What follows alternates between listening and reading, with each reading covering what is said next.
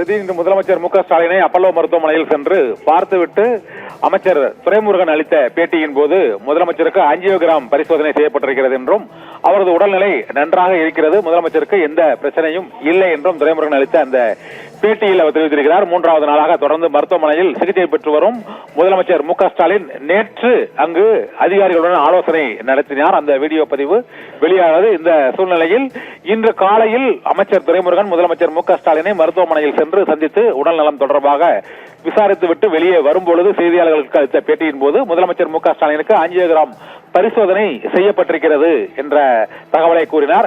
அவருக்கு எந்த பிரச்சனையும் இல்லை, உடல்நிலை நன்றாக இருக்கிறது என்றும் அமைச்சர் துரைமுருகன் அளித்த அந்த பேட்டியில் தெரிவிக்கப்பட்டிருக்கிறது.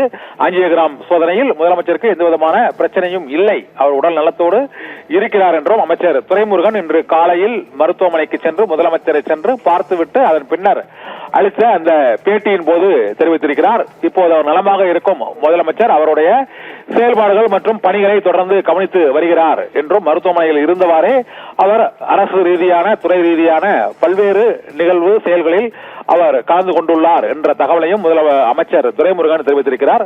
அவருக்கு நடத்தப்பட்ட மருத்துவ பரிசோதனைகளின்படி அவரது உடல்நிலை சீராக நலமுடன் இருக்கிறது என்றும் மருத்துவர்கள் அவருக்கு தேவையான உரிய சிகிச்சையை அளித்து வருகிறார்கள். ஓய்வு பெற வேண்டும் என்று மருத்துவர்களின் அறிவுறுத்தலுக்கு இணங்க அவர் ஓய்வு எடுத்து வருகிறார் என்றும் அமைச்சர் துரைமுருகன் அளித்த அந்த பேட்டியில் தெரிவிக்கப்பட்டுள்ளது.